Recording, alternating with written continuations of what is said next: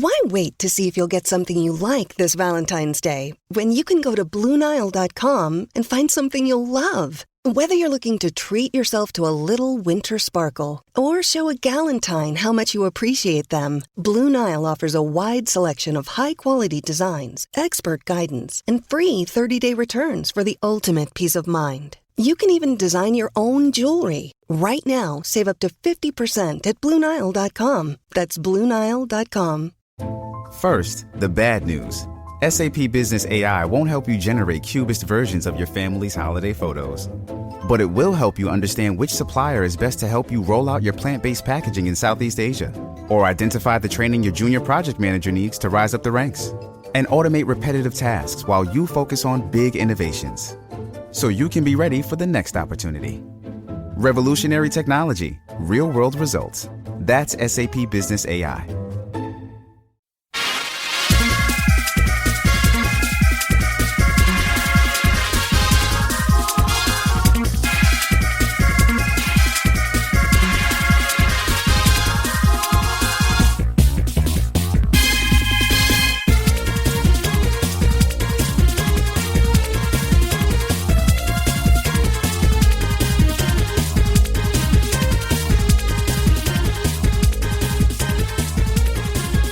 Hello again, hockey fans. Are you ready to brave the wild?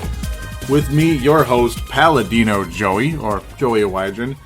It is Sunday, October the 13th, 2013. This is episode number 65 of Brave the Wild. We are back. Yes, sir, right away. Only 1 week since the last show. Hopefully we can keep this going, keep this show coming out. Very happy with the progress of this show the past 3 episodes or so. The numbers have been up. Very encouraging, very cool. Glad to know you guys are out there listening to this show and getting your hockey fix with me. No Neil Night Dog again this week. Unfortunately, almost had him, but he's, he's busy tonight, so we will probably have him next episode. So that'll be very cool. So expect a nice return of Neil Night Dog Thiesing on episode number 66. Well, I was dead on with the predictions, wasn't I? Yeah, all right. 3-0 with my predictions. The Wild go 2-1, losing to Nashville, winning against Winnipeg, winning against Dallas. Hey, I call them as I see them, huh? 3-0. I am 3-0 in my prediction segment for Brave the Wild. We are definitely going to keep that going, and I'm going to do my best to keep track of what my record is. It's pretty cool. It looks like it's a little bit easier in hockey than football, I guess, because I'm like 0 for a bajillion in football. Expect a release of Purple Mafia tomorrow night for those out there listening. And Timberwolves Explosion also may be recorded tonight. So it could be a real busy night tonight. Brave the Wild and Timberwolves Explosion. So just throwing that out there. Welcome to those of you from South Dakota that may be listening on Dakota Sports FM via the website or TuneIn Radio. And of course, I horribly didn't mention yet the flagship website of Brave the Wild, which is thesportstuff.com. Thank you so much. If I didn't say it, thank you so much for joining. It is, of course, available also on iTunes and Double Twist. You know, Double Twist is like the iTunes for Android, and iTunes is what it is for Apple. So, yeah, don't have to necessarily sit in front of your computer to hear the show.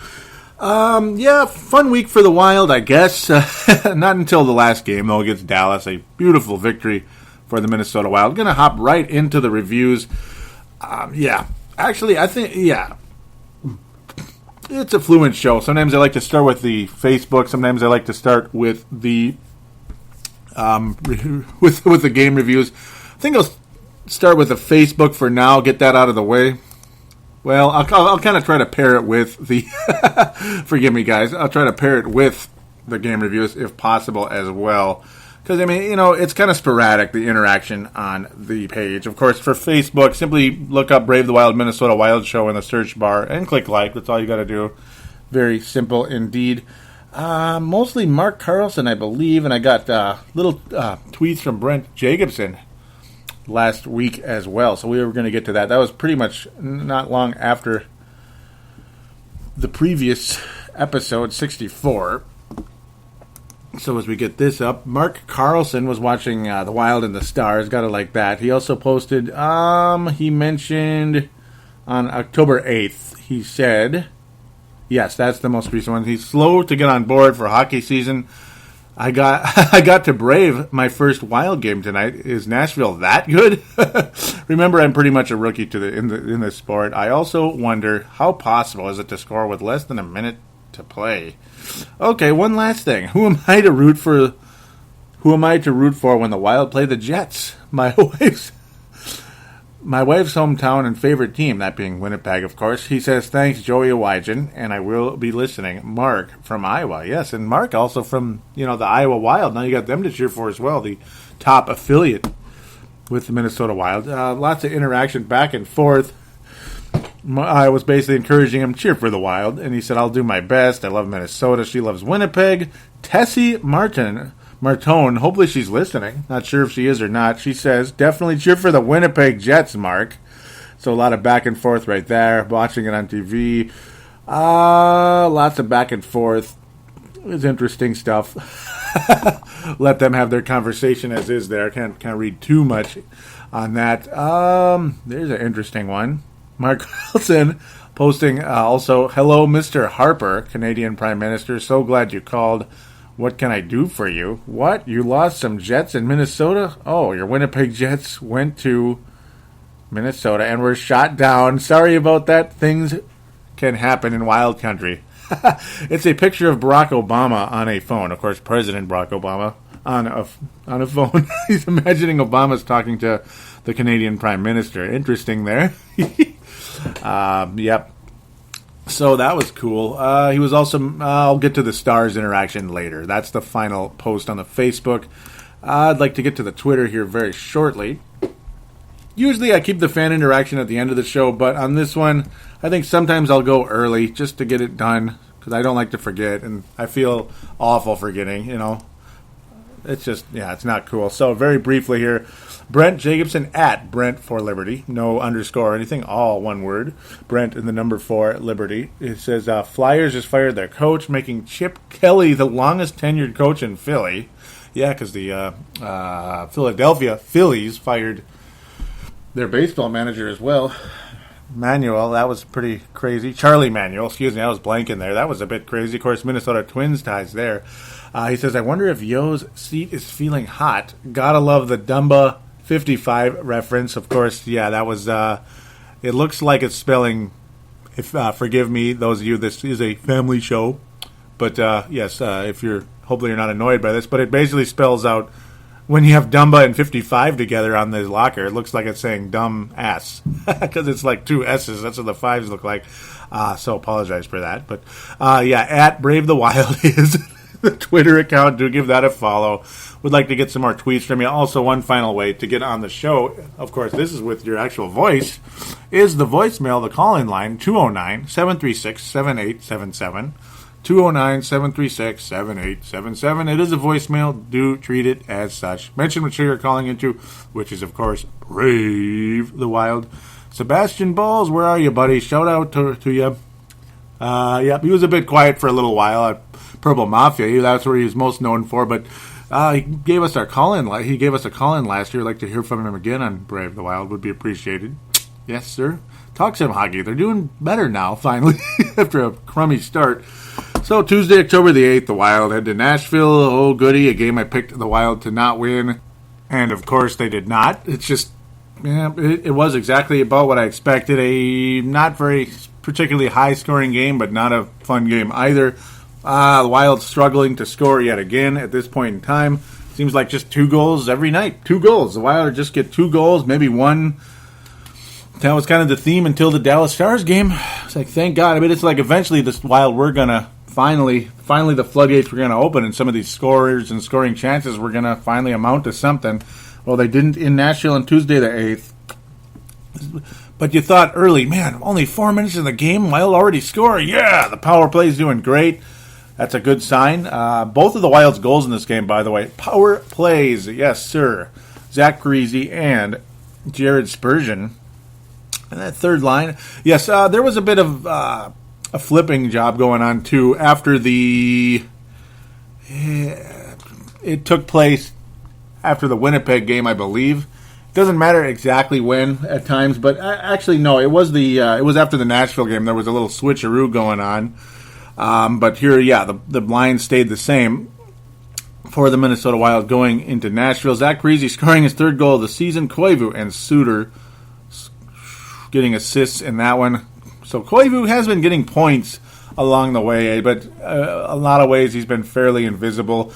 But then it was just the floodgates opened. Here comes Nashville, just 40 seconds apart, or 39 seconds apart. Nashville, only a minute after the Parise goal, ties it up on a power play. They get another power play, take the lead. Bad penalties by the Wild, poorly timed. And then Eric Nystrom was on a breakaway, got tripped, basically, given a penalty shot, and he scores. It's just like, yeah, what a great night for the Wild. And then later on, Nicholas Backstrom sliding into the net on a Nashville breakaway as the Predators were crashing the net, basically. It wasn't really a breakaway, but they were crashing the net. Backstrom's knee goes into the net. Unfortunately, he has a sprained knee, and he is day-to-day. So after that, it was Josh Harding, and he did fairly well.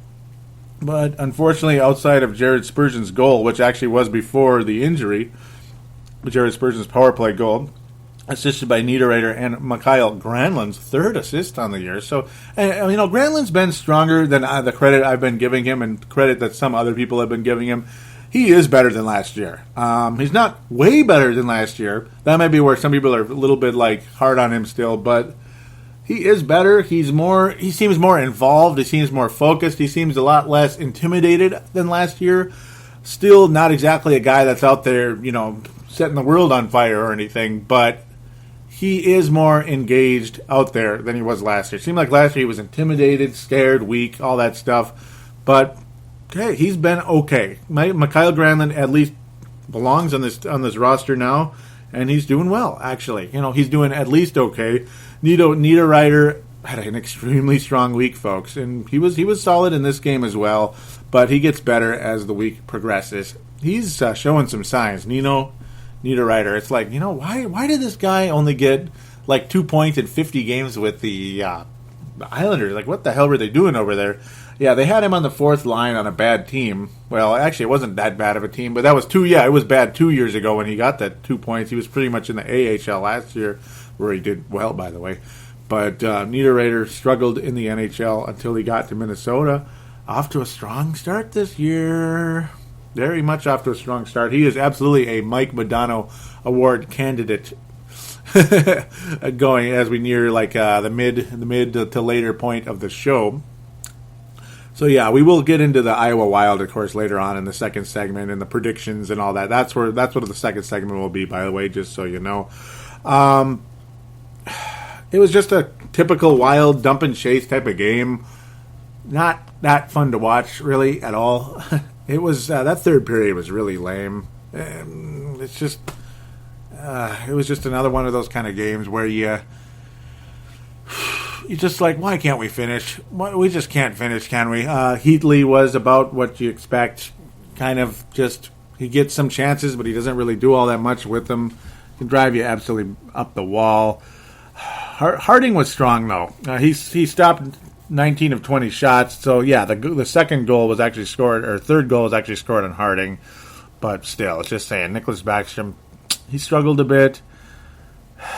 And yeah, it seemed like he gets scored on pretty easy thus far this year, and those two goals that were scored on him were pretty quick and pretty frustrating. And that's kind of been the story of Backstrom for the past 11 months or so. Well, imaginary 11 months, I guess, because of the lockout. But yeah, coming into early into last year to now, it's been kind of not so great. Really, not so great, man. Ryan Suter booed every time he touched the puck, and I mean every single time. Pominville kind of joked with Judd and Dubé a bit about that one, like, oh, I never saw that really before, but okay, saw that type of reaction from a fan base. Suter's not really the kind of guy you look at as a greedy SOB or anything, but, well, I guess they're looking at him that way. Unfortunately, they're not happy that he left. Nashville's still a fairly tough team. Matt Cullen assisting on one of the goals by Nashville. In fact, that was the second one by Colin Wilson. Philip Forsberg. Yep, Philip Forsberg was the one that tied the game. And, of course, Eric Nystrom. Freaking Eric Nystrom, who was let go by the Wild. a few years ago because he just didn't really do anything. He was kind of a grinder who didn't do much, got better with Dallas, wound up with Nashville with a 4-year deal worth $10 million. Wow, he's making over $2 million a year. Eric Nystrom. Interesting. I don't know if Andrew Brunette ever made $2 million a year. Maybe right about that, which is kind of crazy. Eric Nystrom, at best a third-line player. Son of Dan Nystrom, of course. New York Islanders, great with all those Stanley Cups. 4 Stanley Cups in a row in the early 80s. In fact, the first 4 years of the 80s. But, yeah, anyhow.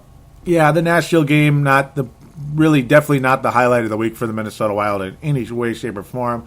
So it's like, here they come. What's going on with Mike Yeo? And that's basically where that Brent Jacobson tweet came in. At Brave the Wild, of course. I already mentioned that, but do give that a follow. Came in like, boy, is Mike Yeo on the hot seat? And it's like, yeah, he is a little bit. Because, Peter Laviolette was let go. Very good coach. I thought he won the Stanley Cup with the Carolina Panthers. I'm talking about football now because they were Carolina Hurricanes. Yep. He won a Stanley Cup with the Hurricanes in 2006. Strong coach, but unfortunately, he's one of those coaches that doesn't last for whatever reason. I believe he's more of a yeller, but a very good coach.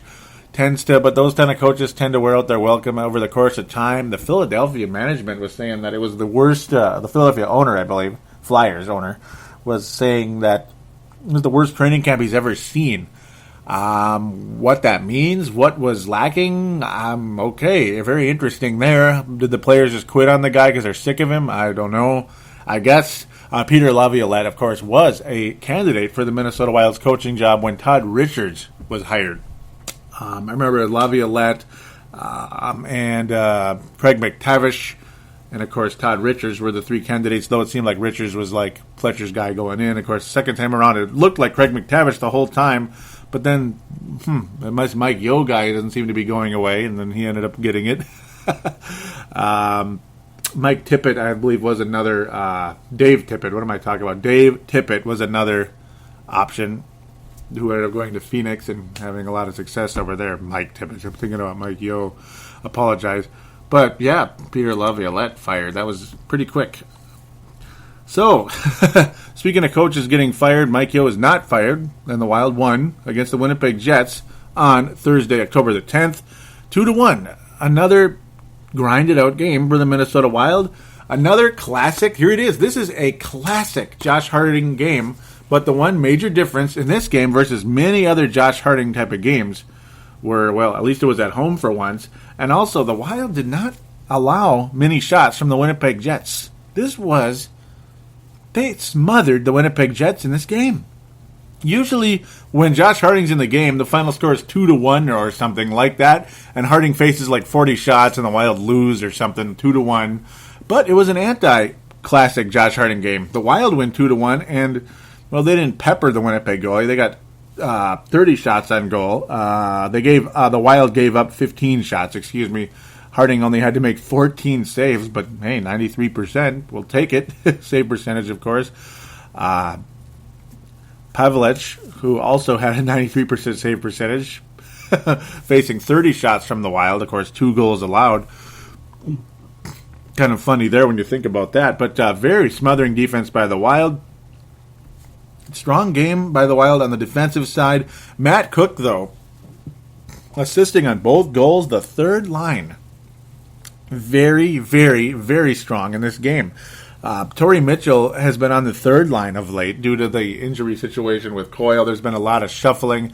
Right now, the fourth line is Konopka, Fontaine, and and Stefan Veilleux, which is crazy because the Wild already gave up on Zucker again, sent him right back down to the minors, looking more for a physical play, I suppose, because they're looking more for a physical play from guys, and they've now at this point the Wild had moved Jason Pominville down to the second line and Nino Niederreiter to the first line. So Nino Niederreiter, who at one point I thought was going to be on the third line, is now on the first line.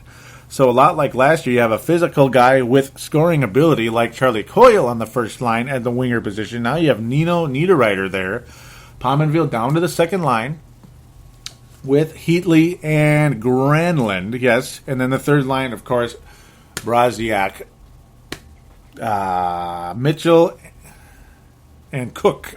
Yeah, that third line, very strong in this game. Mitchell getting an assist, Braziak assist, and Cook a goal and an assist. Clayton Stoner assisting as well. And Jonas Brodin scoring. Very cool to see that. I'm a big fan of Jonas Brodin. He has been huge. He already has 2 goals on the year. Cook, just a strong player thus far coming in this season. A bit surprising for myself, without a doubt there. Hey, Wild pull out a victory. Not the most exciting game in the world, but they were dominant defensively. They shut down those passing lanes, and whatever Josh Harding faced, he was able to stop. Didn't really have to worry about all too much. It's just funny how many times Pominville, what am I talking about? How many times Harding seems to get peppered when he's in the net, but hey, this was nice.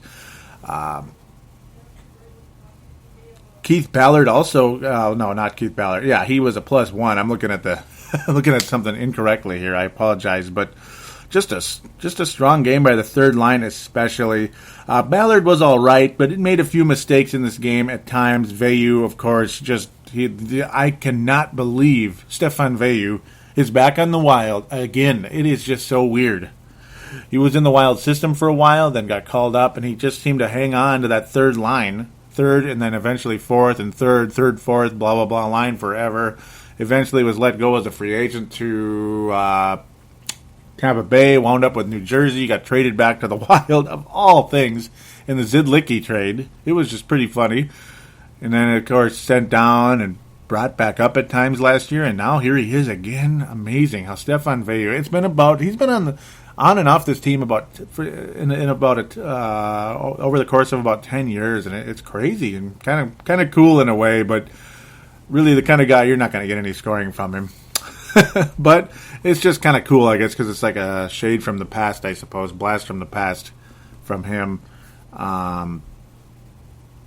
Very interesting night for the Wild, though, in general. The face-offs, the Wild were insanely good in this one in the face-offs. They went 45-16 over Winnipeg in the face-offs. Puck possession, puck possession, puck possession, puck possession, puck possession. Huge strategy for the Wild going in with Mike Yeo at this point in time, and it's been extremely successful in the 2 games here with Winnipeg and Dallas. Probably 2 of the chief rivals, I got to think, for the Minnesota Wild going forward in this division that they are now in. It's a wonderful division, isn't it? The Central Division. Yes, sir. Wild look good, though, so far with this strategy, puck possession. And you got to figure, it's common sense. Whoever has the puck more often is probably going to win, unless you're some kind of like neutral zone trap type of team like the Jacques Lemaire era. You're trying to basically force a mistake and then go on the breakaway and score. Yeah, that can be fun, but it can be extremely boring as well. You just better hope you better hope you're going to force a lot of turnovers in that situation. The Wild, great approach coming in, and that's a way that'll have Mike Yeo keeping his job for quite a while. If this type of smothering defense can continue, and the offense that showed its true colors, hopefully showed its true colors last night in XL Energy Center, Saturday, October the 12th, and a 5-1 crushing of the Dallas Stars in their beautiful new uniforms. Pretty shameful stuff. Dallas Stars, those uniforms suck. And the Stars, they pounded Winnipeg the night before. The team the Wild had just beaten in a grinded-out 2-1 victory that I've talked about ad nauseum. Stars whooped Winnipeg's butt, 4-1 victory the night before. It's like, wow, I guess Winnipeg was tired or something. So then here comes Dallas into XL Energy Center off of their game with Winnipeg, and they get the shaft. It's rookie night. Oh, yeah. But first, in that first period, about midway through, and Matt Cook with his 3rd goal of the season. He is the leading scorer for the Minnesota Wild right now. Oh, my God! How crazy is that? Matt Cook is the leading scorer for the Minnesota Wild.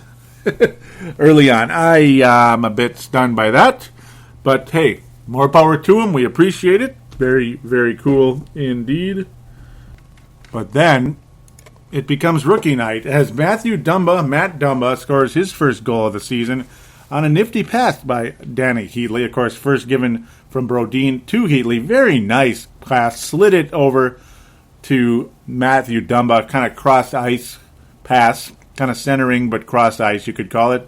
Over to Dumba, who just buried it over the shoulder of Ellis, the Dallas goalie. Good stuff. Very good stuff. Putting the Wild up 3-0. That was really awesome. Very cool moment for the Wild there. Nino Niederreiter also scored in this game. His first goal with the Minnesota Wild. Dumba's first goal ever. Niederreiter's first goal with the Wild, though he didn't really have too many with the New York Islanders before. And then Zach Parise, who was almost credited with the Niederreiter goal, ultimately was credited later in the game with a power play goal. Wild power play has just been amazing this year. Absolutely massively successful. It's got to be one of the best in the league right now. It has been dominant. The Wild had 2 power plays, or 2 converted power plays in this game. Good for 50%. Winnipeg got, or Dallas, actually I'm getting mixed up. Dallas got one midway through the second period, making it 3-1 at the time, which kind of made people a little bit slightly uneasy, but not really. I wasn't too worried at that point. Things were going so well for the Wild that it's like, I think we'll be all right. Really, honestly, I think we'll be fine going into this one. It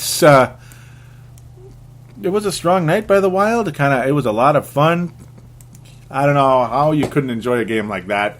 Dallas, a team a lot of people still don't like very much here in Minnesota because of what happened. The team left and all that. But also, there was some history. It looked like things were going to start building up with them when they had Steve Ott. It seemed like Steve Ott and the Wild always were getting into some type of skirmish. It was kind of fun in a way. And then he left for Buffalo, which is just a huge shame. That was unfortunate. It kind of, I wasn't too happy with that. Unfortunately, it's just one of those things, though. It's like, what do you do?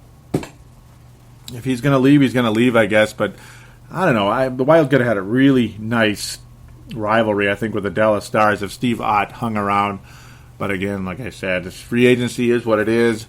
Another reason for Buffalo's gonna hate us more than we're gonna hate them because, well, we might end up with Thomas Vanek and Jason Pominville. We'll see how that turns out.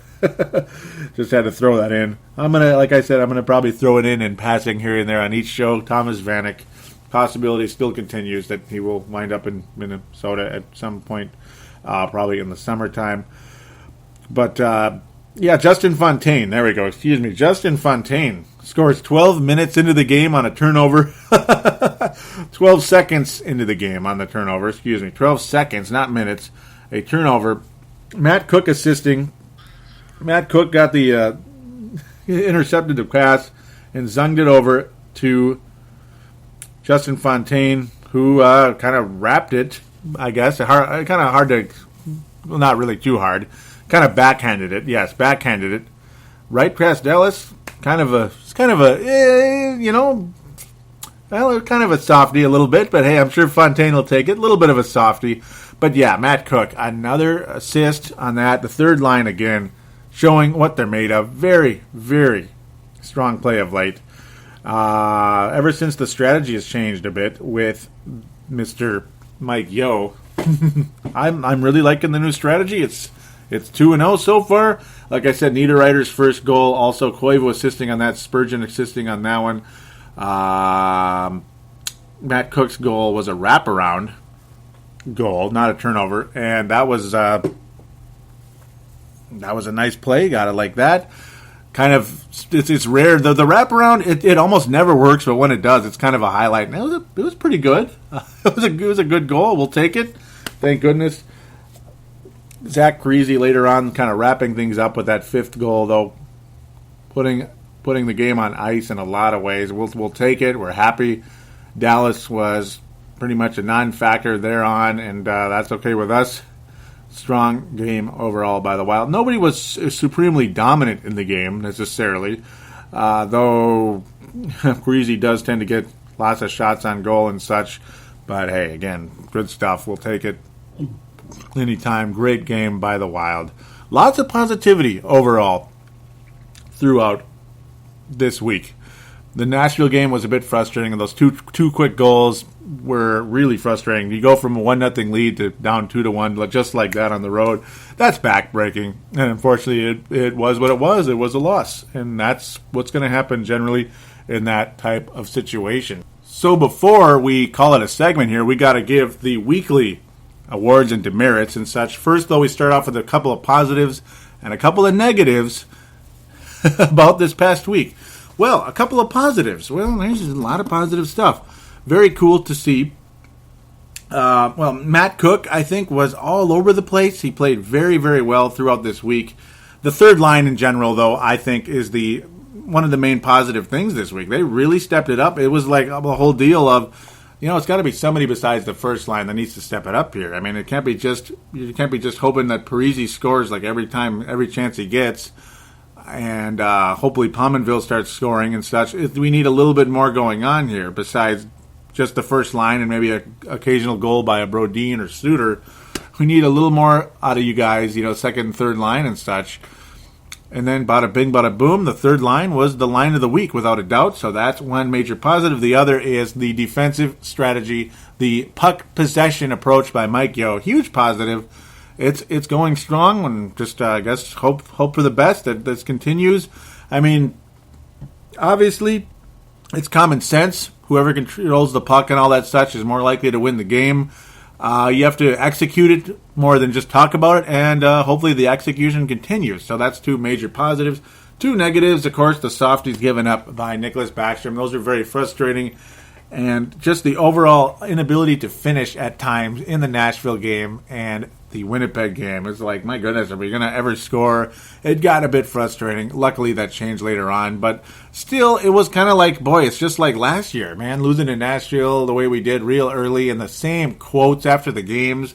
Like, well, we need to get off to a better start. Blah, blah, blah, blah. It's like, the same old stuff. So those were two negatives going into the week, or, overall.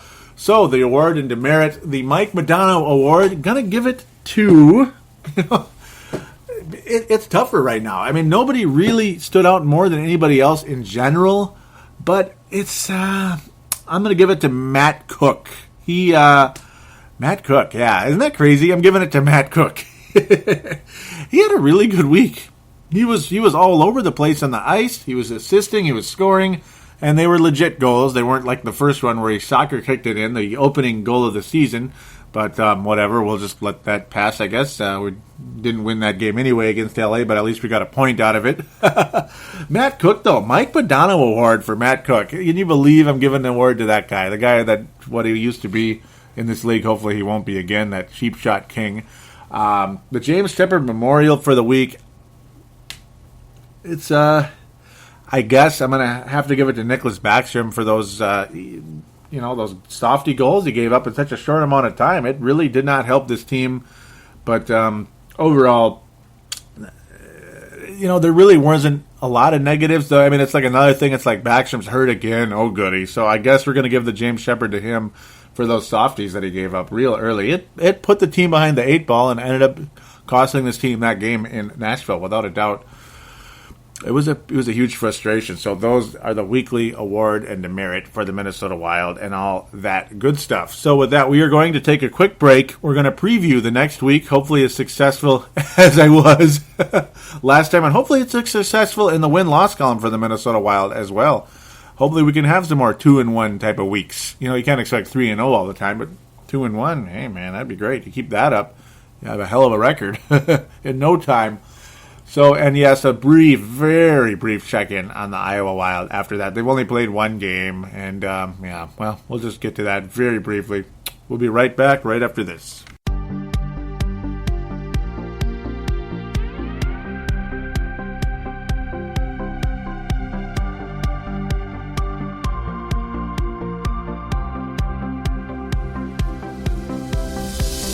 Do you shop on Amazon?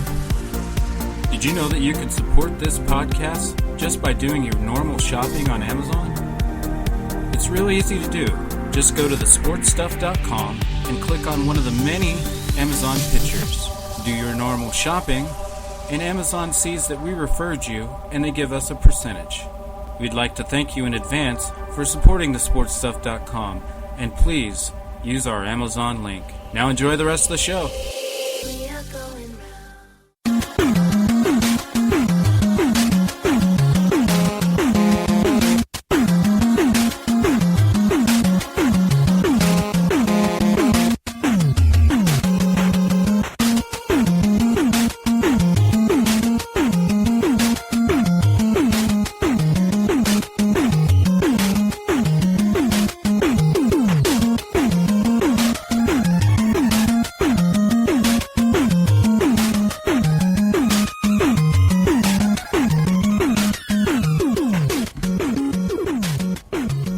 We are back here on Brave the Wild, episode number 65, which is a reminder for those of you listening on an MP3 player like an iPod, an iPhone, an Android device with iTunes or Double Twist on such.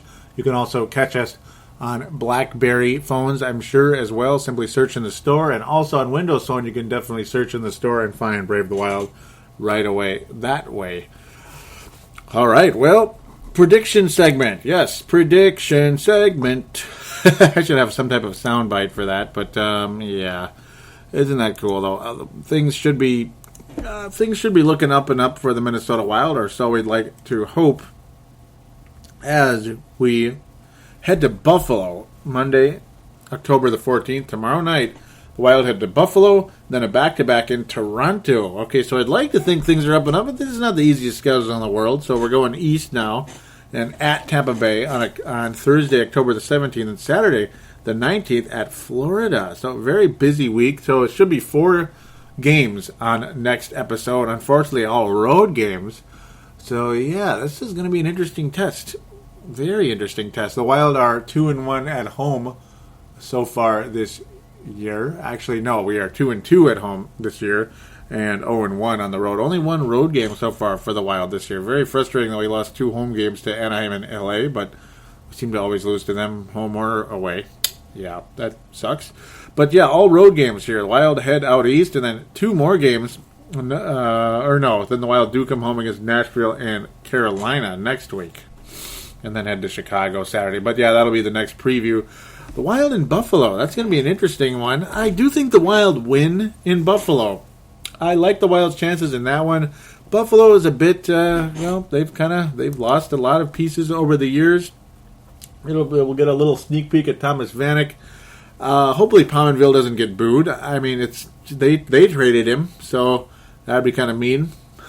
Buffalo is only 0-1 thus far. Actually, no, they're 0-5. Excuse me. This thing is just pissing me off right here, and I apologize. Buffalo is off to an 0-5-1 start, 8th in the Atlantic Division. That's a very poor record to start off the season. I think the Wild win, even though I wouldn't be surprised if Buffalo is going to come out like madmen, because they want to end this terrible start to their season. They lost only 2-1 against Chicago. In Chicago, that's pretty good against the Stanley Cup team. They got beat at home pretty bad by Columbus so far this year. That can't be fun. They lost 2-1 to Detroit. They lost a 1-0 snooze fest against Ottawa. That had to be fun. They lost to Tampa. They lost to Pittsburgh. They lost. So, yeah, Buffalo is not off to a good start. I do think Minnesota will continue the trend they've been on and will defeat the Buffalo Sabres in the opening game. Quick check, very briefly, on how Thomas Vanek is doing. He has 4 points, 2 goals, 2 assists to start off the season. Cody Hodgson, which is obviously a bigger prospect right there, first-round pick, 10th overall in 2008. Still pretty darn young, only 23 years old, leading the team in scoring there in Buffalo. Other than that, not all much other than Steve Ott, which that'll be interesting. We'll see how that turns out. Maybe the Steve Ott situation will get interesting with the Wild, because there has been a little bit of history going on there. Of course, they have Ryan Miller in net as well in Buffalo. It's going to be interesting. It'll be fun to see possible future Wild player, and of course to see how the crowd reacts to Jason Pominville. I wouldn't be surprised if he got a nice little ovation or such when he's first introduced, but who knows. Wild then head to Toronto. That's going to be a tougher one. I believe while Toronto's up to a 5-1 start this year, I do see them as a legit playoff team coming into this season. They are, they're looking good so far, and good on them, I suppose, right? What's going to happen? 5-1, boy. I'm probably leaning loss in this one. I think the Wild are going to have a tough time in Toronto. They are really scoring goals like madmen. Joffrey Lopel is killing it. Phil Kessel is having a really, really good start as well. 7 points in 6 games. Lopel with 8 points in 6 games, 5 goals. Dominant start for Toronto. They are really, really off to a strong start. I don't think Minnesota is going to win that one. Then we head to Florida, I do believe. No, Tampa Bay first. That'll be fun, I suppose. So, yes, I have win in Buffalo, loss in Toronto. Tampa Bay, I don't think the Wild are going to beat Tampa Bay, and I hate saying that, but it's just one of those it is what it is type of deal. Tampa Bay is 3-2 on the year. 3-2 and... Nope, they are 3-2. There is no overtime loss. Don't you just love that stat? That's got to drive people crazy to look at. But they're being led by Martin St. Louis still to this day. Amazing how he's been hanging on as long as he has. He's a really good player. Obviously, that's a strong team who continues to be strong. Steven Stamkos, all that good stuff. I don't think the Wild win in Tampa. Their history is not so great there. Florida, well, that's the next night, so yes, our Florida.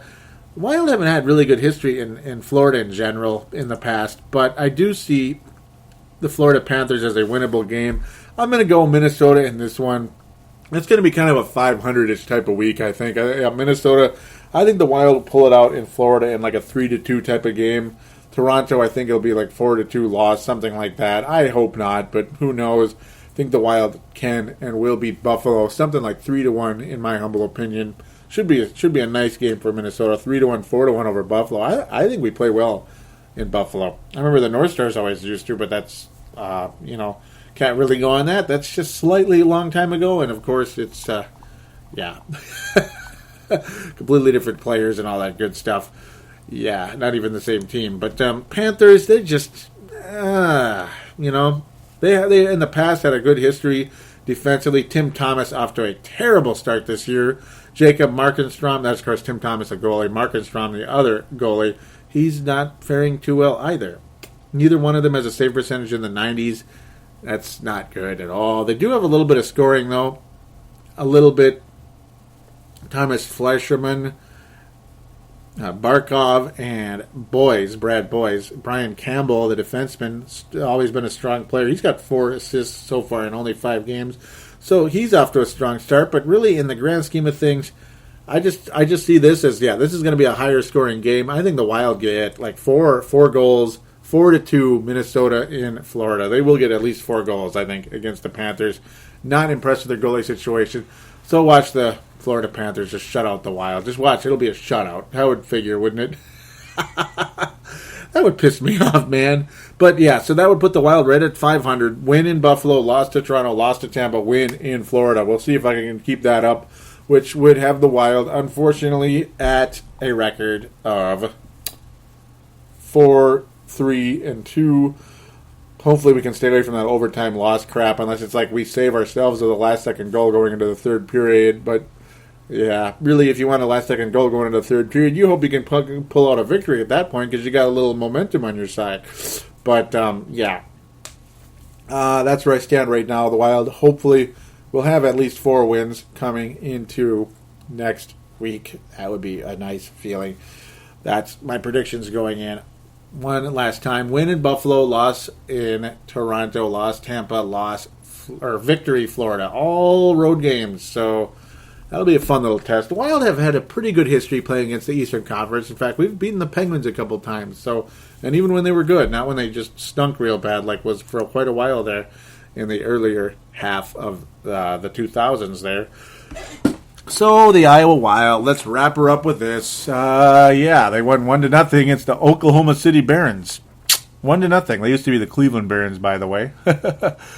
Yeah, teams are moving all over the place. Houston Aeros, which I really, really missed that name. But Iowa Wild, I suppose. At least it's closer, and guys like Mark Carlson and such get to have a team to root for. And a very, hey, man, it's the closest thing to the Minnesota Wild. A lot of these guys are Minnesota Wild prospects and sometimes cast-offs, like the Stefan Veillos of the world. Carson McMillan, who's kind of a career minor leaguer, but has been on the Wild a couple of times. You got Zach Phillips. Tyler Kuma, will he ever make this team? I have no idea. I like Steven Kampfer, the guy the Minnesota Wild got from Boston quite a while ago now. I believe that was the Greg Zanin trade. Yes, Greg Zanin trade about a year and a half, 2 years ago. Brett Ballmer's still down there. You got Jason Zucker, who I think will lead that team in scoring if he is with them for a while. Eric Halla, former Gopher, very nice 7th-round pick by Chuck Fletcher. Awesome late-round pick by Fletcher, who grew up in Minnesota but was born in Europe, of course. Nice player. We'll see. It's going to be like Zucker or Halla, in my opinion, will lead that team in scoring. Brett Ballmer, man, he was off to the earliest start out of all those quote-unquote hot prospects, and he's still in the minors. So we haven't really seen him on the Minnesota Wild in a long time. Rafael Buceris is another possible prospect. Not a super high-end one, but he's there for the most part. Chad Rao, another kind of fringe minor league / possible prospect at times. We'll see, though. Yeah, Rafael Buceris, another possible prospect as well with the Wild. Johan Gustafsson was one of the goalies because Darcy Comfer is here because Backey is hurt. So there you go. We obviously knew Comfer is an easy third goalie with the Wild. Gustafsson at one point will be something. He got a shutout in his opening game, faced 27 shots, saved all of them. Very good start for him. Wild only scored 1 goal, but that's all he needed. They win the game on 29 shots. Fun. Fun stuff indeed. Brett Ballmer had 4 shots on goal. He was the leader in that category. So leaving that out there for you. Well, good start for the Iowa Wild. Hopefully they can do more than that. I mean, 1-0 is going to be pretty boring to watch. Minor league hockey. Not that the AHL is bad. I would watch an AHL game any day if I was given the chance. In fact, I believe the Iowa Wild are playing right now, Sunday the 13th. So that's kind of cool.